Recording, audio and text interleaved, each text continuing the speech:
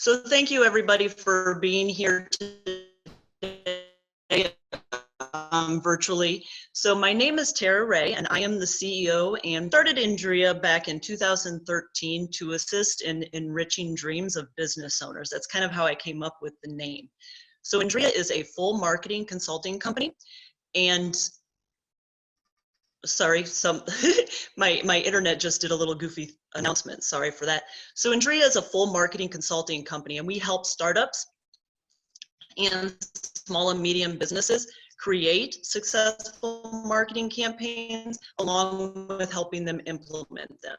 So today we're going to be talking about the creating a successful marketing strategy, and it's a very tried to sum it up into the 15 minutes or so. So I want to kind of jump right into it if we can, because there's a lot of things to cover. So let me share my screen and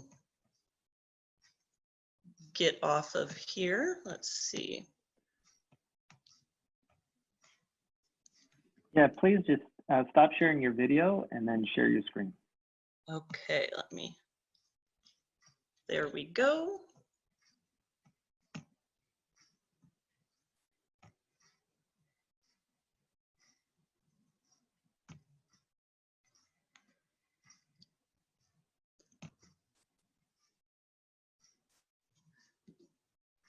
Tyler, does it show the screen okay? Yeah, we have visibility, thank you. Okay, perfect.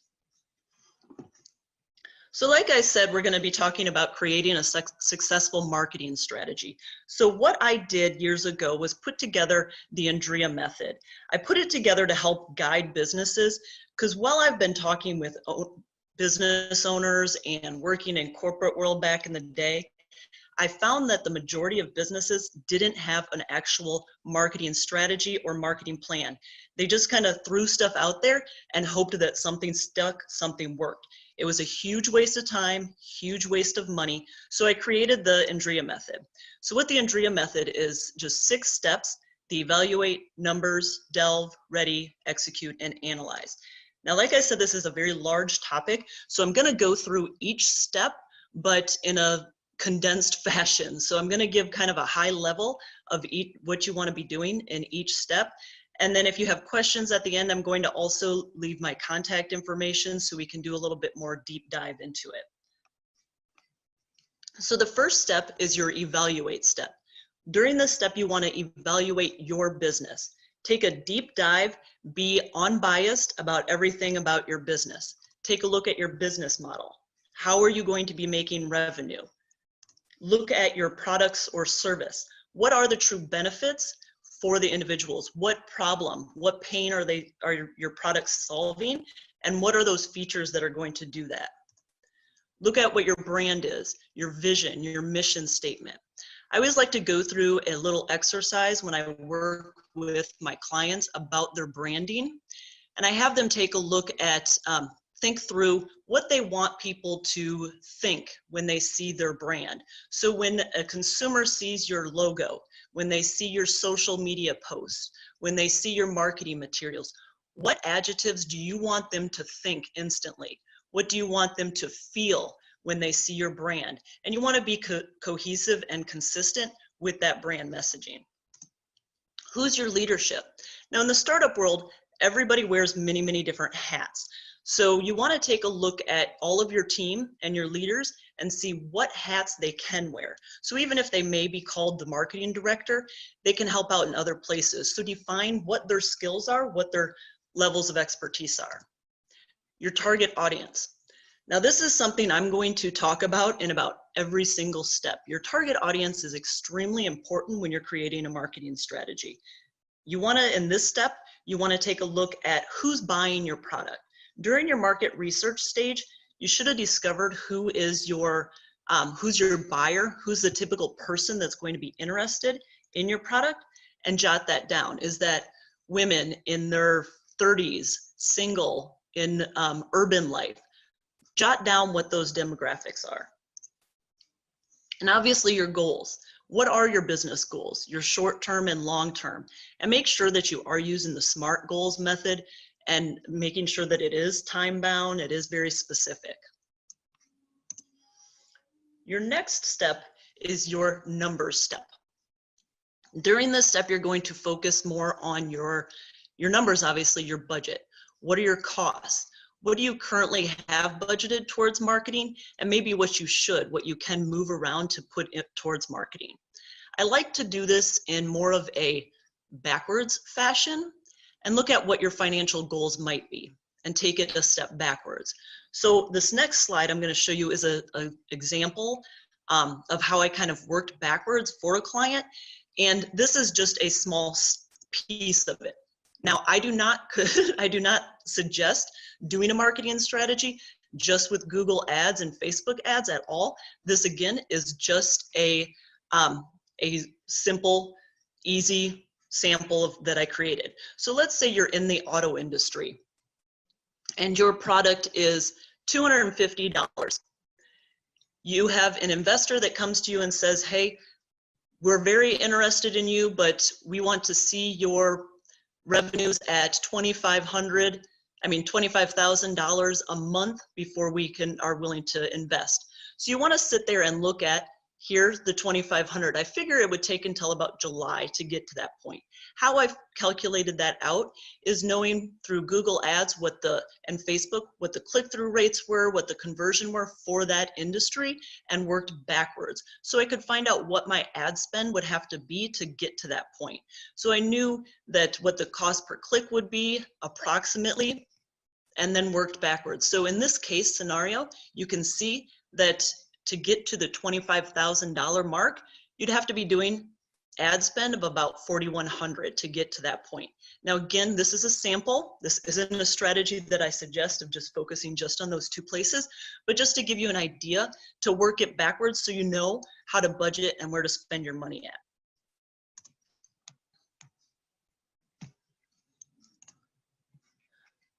Okay, so there's a lot of people joining, it looks like. So it keeps on freezing up my screen. Sorry about that. Okay, so the next step is your delve step. So this is delve into your industry. Now we just took all that time and researched and found everything out about your business. So now we want to deep dive into other parts of things that you need to research that's going on.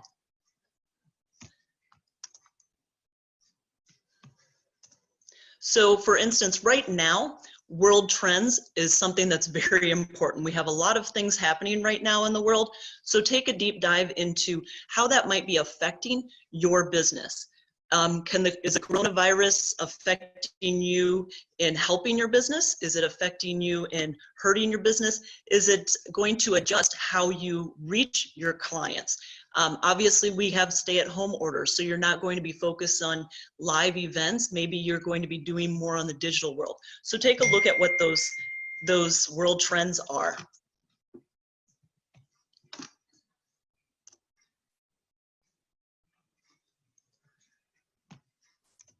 So industry trends. What is going on in your industry now and what might be going on in the future that you need to take a look at and take note of how you might be adjusting what you're doing. Look at your competition. So who is your competition? What are they doing? What are they doing well? What are they not doing so well? So you kind of have an idea of what's going on out in the industry and out in the market. And again, your target audience. So in this step, you want to take more of a deep dive into that target audience. You know now that your focus is on women in their 30s, but get into more of the psychology of it. Find out exactly what drives them, what triggers them to purchase. What is your story? Kind of something that Cameron mentioned earlier. Figure out more of their persona, what pushes them. And I gave a couple examples here. So for instance, I worked with a hair restoration company. So that's one of the examples I'm giving here is focusing on males in their 50s. They're not interested in hearing about a 30% discount. They want to hear about how you're going to make them feel, how their self-esteem is going to be better, their ego is going to be better. A little old lady, for instance, she is going to be interested in hearing about how she still will have her freedom, how she's going to be safe, she won't have to depend on people. And a mother and a child, how you're going to protect her child, how her child's safety is important, not the 10% off types of conversations, but more pulling on their heartstrings and getting more into the psyche of your individual target audience. The next step is your ready step, which is it's time to get the whole plan together. So you did all of this research, so now you want to put it into a report. So this report is going to end up being like your reference guide. It's going to be a very detailed report and be your Bible, your marketing guide, so you can go and reference back to it. I notice a lot of companies that have a tendency to go through this whole process up to this point, create the report, and then don't follow it. So this will always be something to get you back on track and go back and revisit on a regular basis. So this is a very deep conversation. So I wanted to just highlight a few things. And I'm going to go through what I always suggest are main parts to have in your report. You want to put a SWOT analysis in there. Figure out exactly what your strengths, weaknesses, opportunities, and threats are. And then your target customer. Again, create that persona and put those details and all that information in one place. Your unique selling proposition, your pricing strategy, offers. And offers might be something of, if you're an app, that you're going to offer 3 months free if an individual signs up 2 other people. Whatever that may be, note that in here. Your marketing materials. Jot down so this way you know exactly what you all need to create, such as business cards. If you plan to do trade shows, are you going to need pamphlets? Are you going to need banners? What that information is, so you don't forget anything until all of a sudden last minute when you're scrounging for it. Your promotion strategy. Now this is going to be the meat of your report. It's a very deep dive information about where you're going to be promoting, where you're going to be pitching and talking about your product.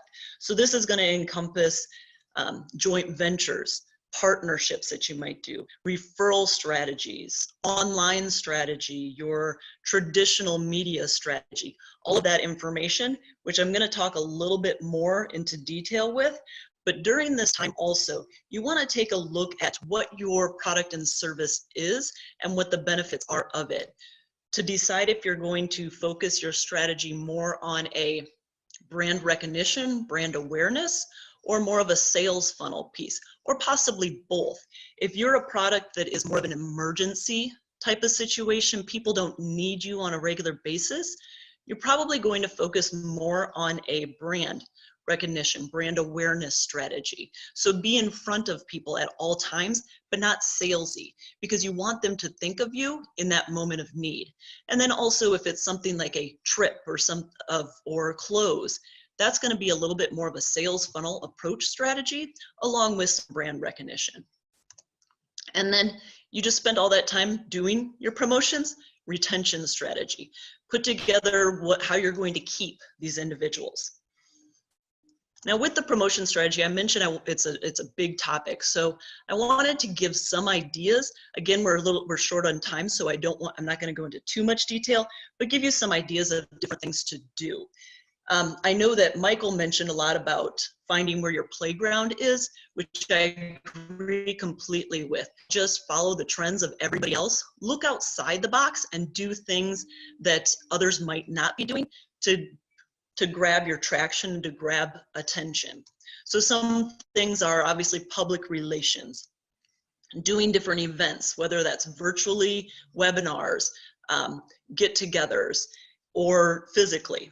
Direct mail. Yes, direct mail is still a viable option. To give you an example, my parents live on a farm in the middle of Iowa. They aren't on the internet hardly at all. So to reach them, the best way is direct mail pieces. So it's still has a good return in their area.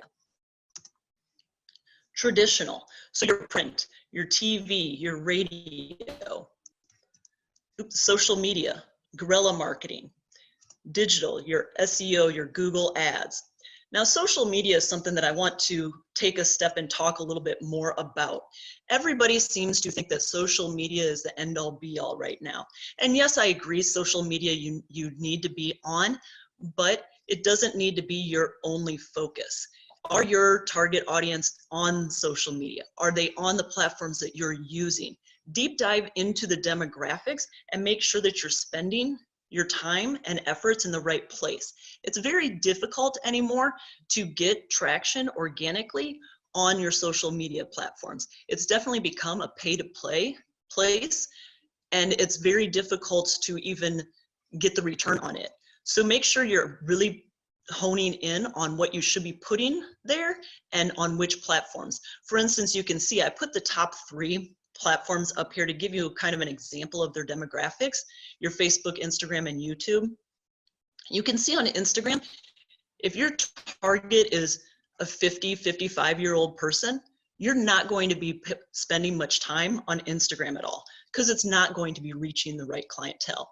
So make sure to look at the demographics and don't just think about it as, well, I'm on it, everybody else is. Truly look at the data that's there for you.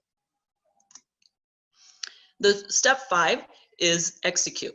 So execute your plan. I have 3 main points that I want to just mention real quick is track everything. Track everything that you're doing. This way you know what's working and what's not working. The other one is follow the plan. A lot of people take all this time and put this together, like I mentioned, but aren't really following it to a T. So make sure that you're really following it, because you don't know if something is working or not working unless you're truly following the plan. And that goes into with your leadership. Make sure your leaders, your team, understand what their role is within that plan. What piece do they play within the plan? And the final step is your analyze step. So this is obviously analyze what you executed. What worked, what didn't work, what strategies do you need to adjust? And when I say adjust strategies, I'm not saying start all over with this whole method. Adjust the individual strategies, your promotion strategies. So do you need to focus on a different social media platform? Do you need to adjust how you do your events? Those type of strategies and change those up. So my last little piece that I want to make right here now is 3 main points that I want you to kind of take away from all this. Obviously, to go back again, know your target audience. This is so important to know exactly where they are, who they are, and how they are purchasing. What drives them? What are their hot buttons, I like to call them? Know your target audience. Think outside the box. Michael hit on this really well with your playground. Find out where your playground is. Think outside the box and go outside the box. Don't just focus in on what everybody else is doing. And again, track everything. It's important for you to track everything so you can see where the traction is and see what your focus points should be. So again, thank you very much. This is my contact information. If we don't get to all the questions, if you want to have me deep dive into anything, and then we will go to the questions. Okay, thank you very much, Tara. Sharing. Always appreciate that information. So why don't we keep your video off while you're answering the questions, because we're getting a little bit of a lag. Okay, let me shut that. Okay, there you go. Okay, great. So first question here, is a B2B approach similar to a B2C approach? Yes and no. Yes and no, meaning that we're all targeting people. So you have to look at it of who you're targeting and who you're going after. So in the B2B, it's going to be a little bit different in the sense that your target audience might be a couple people, but you're still targeting individuals, and you're going to do it in more of a little bit different of not as on the same platforms in the same area, but you might have to change up because you're going to be targeting different people and using different language. So it might not be talking to a child, a mother and a child situation.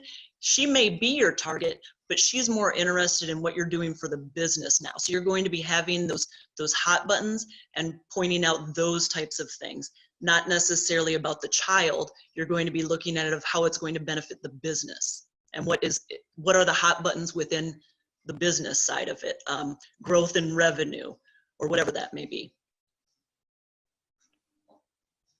Okay, great. Thank you for that. The next question is, what's the best way to capture the demographic details?